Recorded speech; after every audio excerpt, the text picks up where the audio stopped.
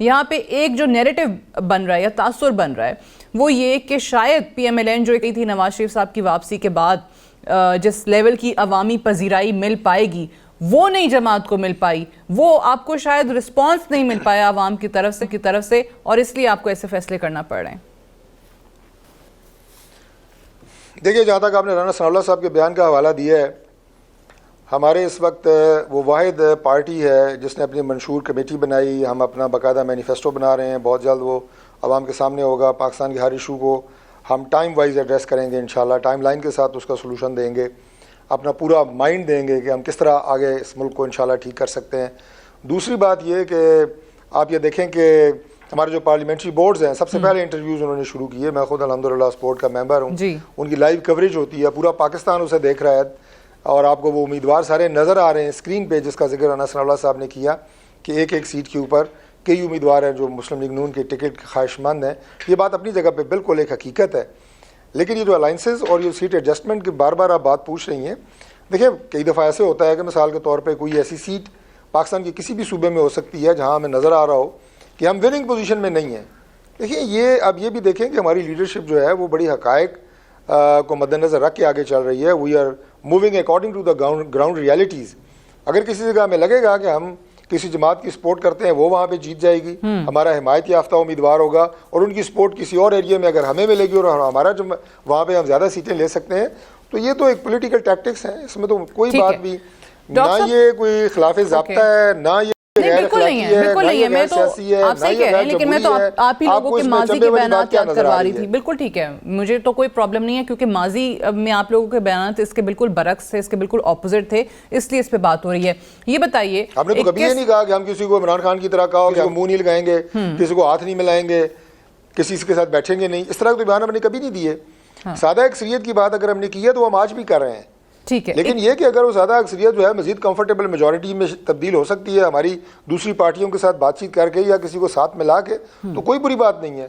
ایک دم آخر ایسا کیا ہوا کہ نواز شریف صاحب کو شاید مفاہمت سے مزاحمت والا بیانیہ بھی کہیں تھوڑا اپنانا پڑ رہا ہے، جو لاڈلے کا تاثر بنا ہے اس کو ختم کرنا چاہتے ہیں، جو کہ ریسنٹ بیانات آئے ہیں، جو کل انہوں نے کہا ہے وہ کارگل والا ذکر کیا ہے، 93 اور 99 میں نکالنے والی بات کی ہے، احتساب کی دوبارہ سے انہوں نے بات شروع کر دی ہے، کیونکہ 21 اکتوبر کو تو وہ معافی کی بات کر رہے تھے، درگزر کرنے کی بات کر رہے تھے۔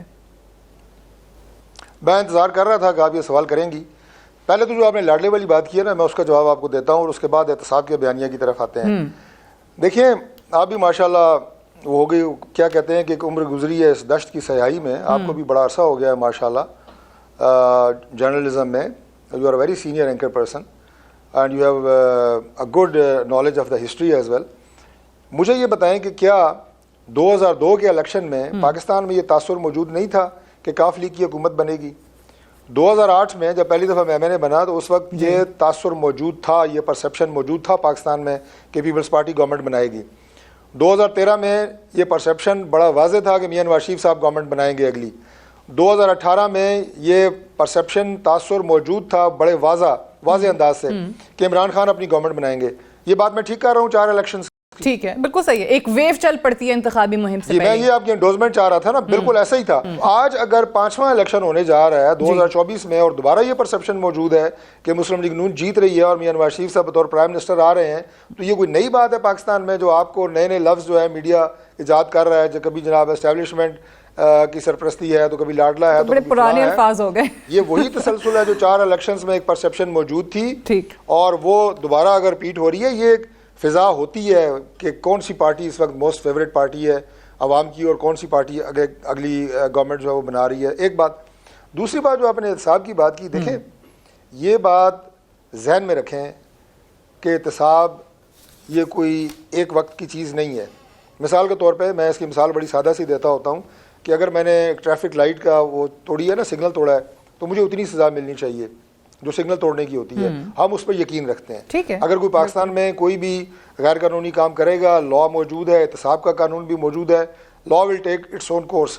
ہم کوئی گورنمنٹ بنانے کے بعد چھریاں کانٹے لے کے کسی کا سر قلم کرنے کے لیے بالکل نہ نکلیں گے، نہ ہمارا کوئی ایسا ارادہ ہے۔ اور دوسری بات یہ ہے کہ وہ سیاسی انتقام کا نشانہ بھی لوگوں کو نہیں بنایا جائے گا۔ بالکل صحیح ہے، لیکن ایک چیز وضاحت 400 ہیروئن کے مقدمات بنائے ہیں. اوکے، لیکن ایک چیز اگر واضح ہو جائے کہ آپ لوگ واقعی جنہوں نے غلط کیا ہے، جو آپ کا بلیف ہے، ان کا احتساب چاہتے ہیں نہیں چاہتے، یا وہ جس طریقے سے میں نے پہلے 21 اکتوبر والی تقریر کا حوالہ دیا ہے کہ اس میں تو بالکل وہ آگے بڑھنے کی بات کر رہے تھے، اس میں وہ بدلہ نہ رکھنے کی خواہش کی بات کر رہے تھے، تو احتساب کریں گے حکومت میں آ کے یا نہیں کریں گے؟ دیکھیں بات یہ ہوتی ہے کہ ایک فیکٹری جو ہے نا، اس کی ایک مین پروڈکٹ ہوتی ہے جس کے نام سے وہ فیکٹری مشہور ہوتی ہے. ہمارا اس وقت جو مین پروڈکٹ ہے وہ ہے پاکستان کو آگے لے کے چلنا اور پاکستان کو ان مسائل سے نکالنا اور پاکستان کو ایک معاشی طاقت بنانا. یہ ہمارا مین پروڈکٹ ہے.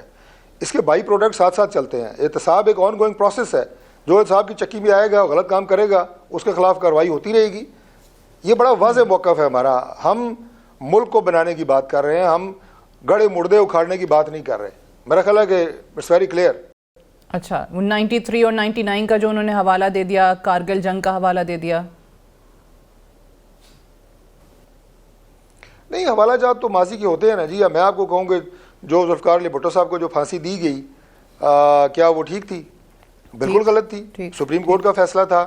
میں برملا کہہ رہا ہوں کہ بالکل غلط تھی. آج ایون سپریم کورٹ کا کوئی جج اس کی سپورٹ نہیں کر سکتا. اس کا ریویو آصف علی زرداری صاحب نے سپریم کورٹ میں ڈالا ہوا ہے, اس مقدمے کو سننے کے لیے تیار نہیں ہے کیونکہ اس کو غلط قرار دینا پڑے گا. تو یہ سارے پاکستان کی ماضی کے حصے ہیں, لیکن آپ نے یہ دیکھنا ہوتا ہے کہ اس وقت ہم نے کرنا کیا ہے.